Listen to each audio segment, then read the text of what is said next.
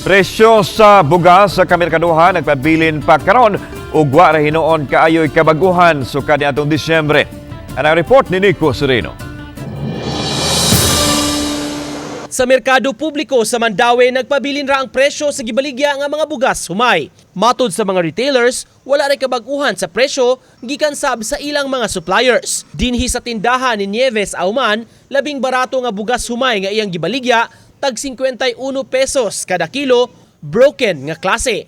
Tag 65 ang kilo sa labing mahal niya nga baligya nga local ug organic rice. Nagpabilin pa. Wala pa siya movement nga ni-increase. Kasi daghang bugas. Kay kami igo na maming mo dawat sa gikan sa mga retailer, mga traders. Susama sab sa laing tindahan sa bugasan, kapin 50 gihapon ang labing barato nga baligya. Apan may dugang mga klase nga nangabot ug dunay pay imported nga variety. Mao nga sa pagkakaron, dunay igong supply sa bugas humay ang ilang baligya.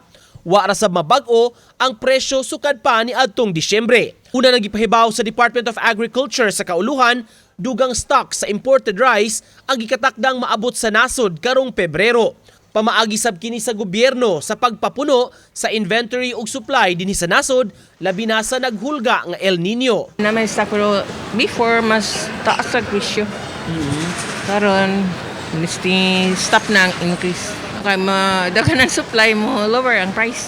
Mas maayo nang mag-import yun ang ato ang government.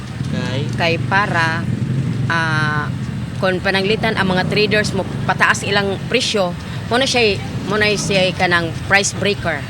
Nga dili gyud makapalabig pataas sa mga traders. Uban ni Godfrey Relien, Nico Sereno, Balitang Bisdak.